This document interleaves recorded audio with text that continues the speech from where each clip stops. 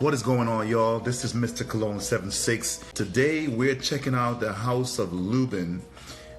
This is a perfume house that's well established in the fragrance community, and I did some snooping on their website just now, and this house goes back almost 200, actually it goes back over 200 years with a start in France, and they came over to the US at about 1830. So, well-established perfume house.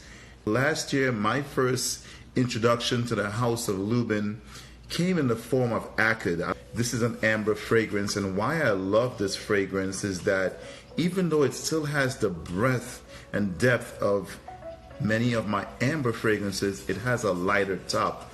This has some citrus in the opening. There's some incense. It has a sweetness to it. If you're looking for an amber fragrance, but you don't want an amber fragrance that is going to be only appropriate for the wintertime, that's too heavy, you definitely want to check out Acid from the house of Lubin. The next fragrance that I picked up from the house of Lubin was this fragrance here called Atik. This is a fig lover's paradise, but it's also green and woody at the same time. I think there's some cedar in here. Really nicely done if you're a fig lover. So what I'm going to be doing this evening is checking out some fragrances from their classic collection. The house of Lubin has about 4 different collections, and I'm going to be exploring some fragrances in the classic collection. The first one is called Malabar. It says Princess de Malabar from the house of Lubin classic collection. Let's check it out. Their samples, by the way, they come in these little spray bottles, which I'm really happy about. All right, so I'm going to give this a second to dry down a little bit. I'm going to put the sample away so I don't get all mixed up here. All right, let's see what Malabar smells like. Definitely more on the feminine side, even from my standards, definitely more on the feminine side. I can't really say I could pinpoint anything in here. It has a little bit of a headiness, a little bit of a kind of aldehyde vibe to it. Not really my kind of fragrance right now. Right this moment, not really my kind of fragrance. It's a little bit, what's the word I'm looking for? It's a little bit heady, but not like a jasmine heady. This is more of a like an aldehyde heady.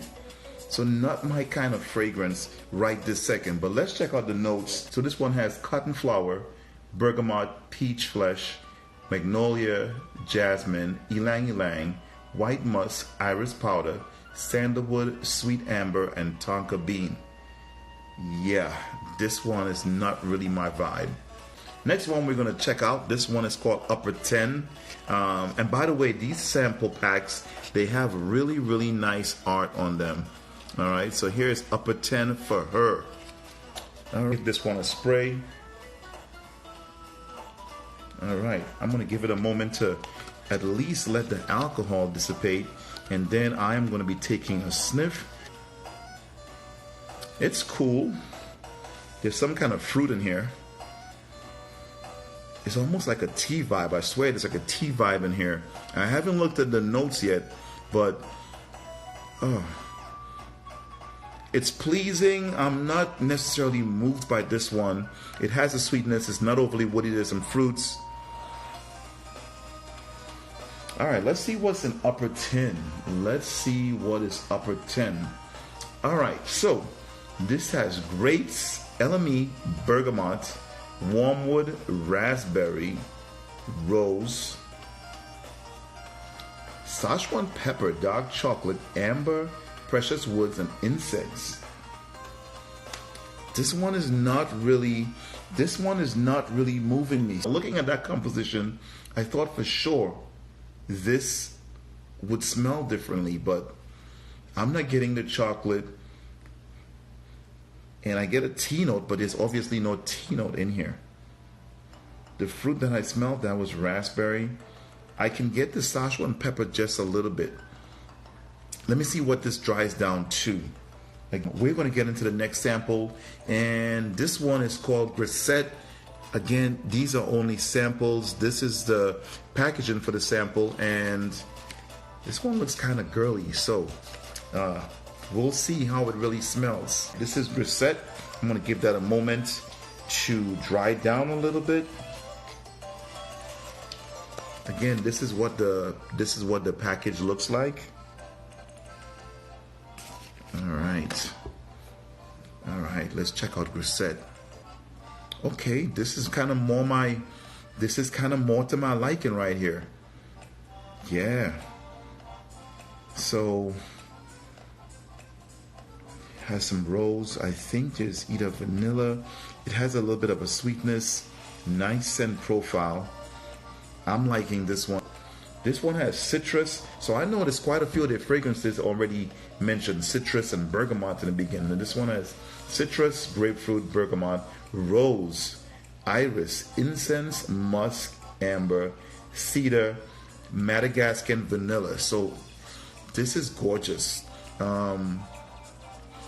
It does have a slightly designer-esque vibe to this one in terms of its safety. So there's some citrus up top, you got some floral in the middle, and you have a base of incense, musk, amber, and vanilla. Nice rounded composition. This is probably my favorite one thus far. Next up is Kismet from the house of Lubin, and this is what the art on the package looks like. And we're going to be checking out Kismet. Alright, so this is Kismet. I'm going to give this a second, and I'm going to take a whiff and see if Kismet tickles my fancy. Okay. I like the previous one better. This is not bad. Again, it has a citrus opening. It definitely has a citrus opening. So let's see what the notes in Kismet are. I gotta see what it dries down to. So looking at the notes, we got bergamot, lemon, petitgrain, rose centifolia, Bulgarian rose, so two types of roses, patchouli, labdanum, openox, and vanilla. So we got again a citrus opening. There's some florals in the middle, and then a base of patchouli, labdanum, openox, and vanilla. That opening was a little sharp for me, probably the citrus and the rose with the petitgrain, but we'll see what this one dries down to.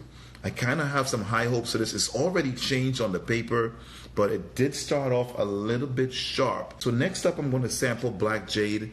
This is the artwork on Black Jade. Alright, so this is interesting. It's very woody. This is Black Jade that I'm sniffing now. And I just sprayed some of this on my leg as I had the sprayer turned the wrong way. So, let's see. I guess some woods. This is probably the woodiest of all the fragrance that I've smelled so far.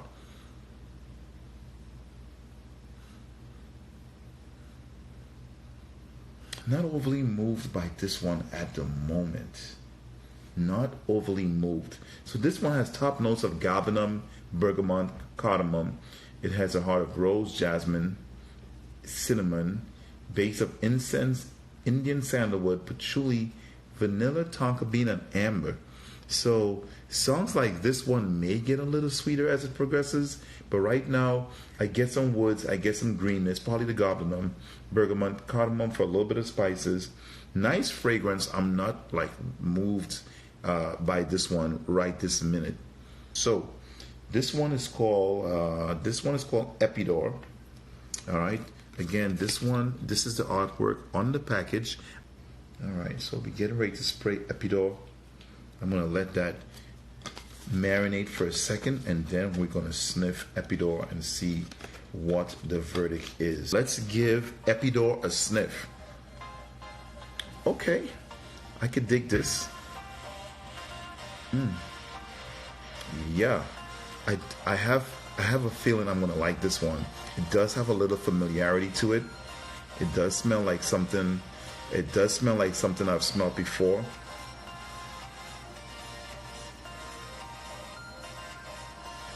But I'm digging this. I'm digging this. So let's check out the notes on Epidor and see what we're getting into.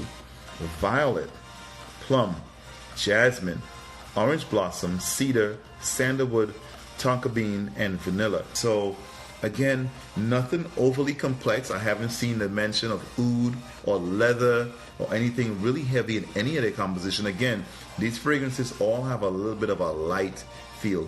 So the last one is going to be called Gin Fizz. Let's give that a spray. All right. Oh wow, this is light, refreshing, effervescent. This one probably has the most aromatic quality of all the fragrances I've sampled so far. Let's check out the notes in Gin Fizz. Bergamot, lemon, mandarin, juniper berry, iris, gardenium, orange blossom, rose absolute, jolly, lily. I get the lily in here. Benzoin, vetiver, oak moss, and a white musk. So I've got all 7 fragrances sprayed on the scent strip. I'm going to let those dry down just for a minute, and then I'm going to sniff, and then I'm going to spray about 4 of those on my skin and just kind of see how they do. So I'm revisiting Malabar, and again, still not my type of fragrance. It has a kind of a cloying quality to it. Not really my thing. Now I'm going to sniff Upper 10. Upper 10 is pretty nice. Upper 10 could very well be a possibility. Okay, so this is Grisette, and I'm really liking this. I am liking Grisette. Grisette is a shoe-in. Citrus, grapefruit, bergamot, rose, iris, incense, musk, amber, cedar, Madagascar, and vanilla. All right. So Grisette is definitely going on the skin. And so going down the line, we're going to check out Kismet. I'm digging Kismet. But let me go back to Upper 10. Nah, Kismet. I feel like I'm at the eye doctor when they keep going back and forth between different lenses. Because as I'm sniffing them, I'm going back and revisit. So Kismet, I like Kismet better than Upper 10. So Kismet sounds like a possibility. Black Jade. Black Jade has a spiciness to it. What's in Black Jade? Yeah, gardenium, bergamot, cardamom, rose, jasmine, incense, cinnamon, sandalwood, patchouli, vanilla, tonka bean, and amber. It sounds like a composition that I should be head over heels with, but I'm not really feeling that way about Black Jade right this second. Let's check out, this is Epidor. Yeah, I'm liking Epidor. I had liked it in the beginning as well. So this is Epidor. Violet, jasmine, orange blossom, cedar, sandalwood, tonka bean, and vanilla. So this violet gives a little bit of sharpness. The violet and jasmine has a little bit of sharpness. You have a little bit of woods and the tonka bean and vanilla in the base. I'm curious to know what this one smells on skin. Lastly, this is Gin Fizz, and I'm liking Gin Fizz. It's feminine. Let's see if Gin Fizz is listed as a feminine or a unisex fragrance. Not that it matters to me. It's listed as a unisex fragrance. And let's figure out which ones I want to put on skin. So, Grisette.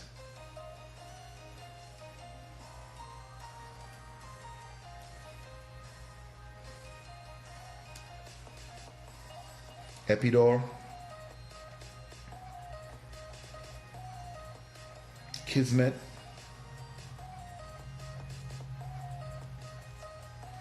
And Gin Fizz. I gotta do Gin Fizz. So first one I'm gonna spray on the skin is Grisette. Again, this is the pink package. I'm gonna put this in the elbow of the left arm.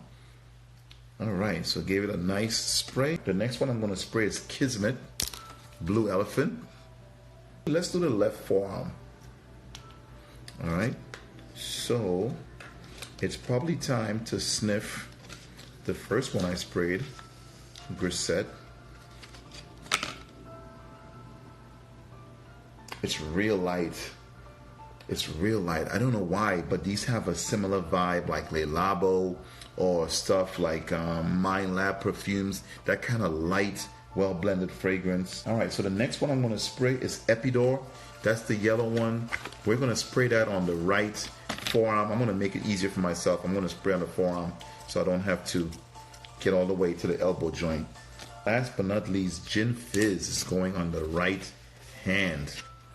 Really, really curious about Gin Fizz, just because it smells so wonderful on paper. It was probably the most aromatic of the entire lot of samples that I've sprayed. Right, so you guys are watching initial impression on scent strips and then on the skin from the House of Lubin Classic Collection. So this on the right forearm is Epidor, but this has really changed from what it smelled like on paper. I think I'm getting iris in there. I'm not sure. Not iris. Violet, plum, jasmine, orange, the orange blossom, cedar, sandalwood, tonka bean, and vanilla. Right this second, I'm not really digging. I'm not really digging the Epidor right this second, but that can change. The Gin Fizz is gorgeous. So it's like a nice summer fragrance without neroli, which is nice for a change, because almost every time I see a nice summer fragrance, there's neroli, and I like neroli, but it's nice to be able to see a summer fragrance done differently. So going back to Grisette, I'm still liking Grisette. On the hand here is Kismet. And I'll be honest, I'm really, really liking Gin Fizz. This is nice. This is really nice. It kind of has, and this is a far stretch, but think Easy Miyake, the female version. Think that type of scent profile. I'm really liking that. Epidor smelled a lot better on paper. On the skin, I'm not really moved by this one right now. Okay, so this is Kismet. Kismet has a little bit of spiciness to it.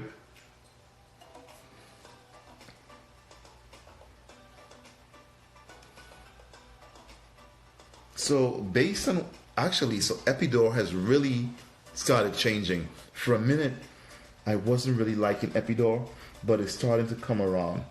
But right this minute, I have to say Gin Fizz has won me over.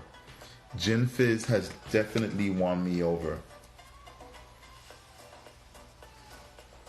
So I think at this point, Gin Fizz is probably going to be the next fragrance from the House of Lubin that I add to my collection. Second runner-up is probably Grisette. Second runner-up is Grisette. It's light. Think Jade has a gun, Moscow Mule, in terms of the feel of the fragrance. But Gin Fizz is really tickling my fancy. This will be a nice addition to a summertime lineup if you're looking to add something lighter to your fragrance wardrobe. So there you have it, initial impression. And we sampled 7 fragrances on scent strips. And then we took 4 of them and placed them on skin. And right this minute, Gin Fizz is probably leading the trail. So I'm going to give these some more time on my skin before I finalize my decision. I like to wait a little bit longer before saying, yes, that's the one, because fragrances do change. Once you get into the heart of the fragrance, you could find that there's something there that was being covered when you first sprayed it. Just like Epidor is changing, and I'm liking it. For a minute on the skin, I wasn't really liking Epidor, but it's changing. So let me let these do their things. I hope you guys enjoyed this broadcast. And if you get a chance, check out the House of Lubin. Bye, y'all.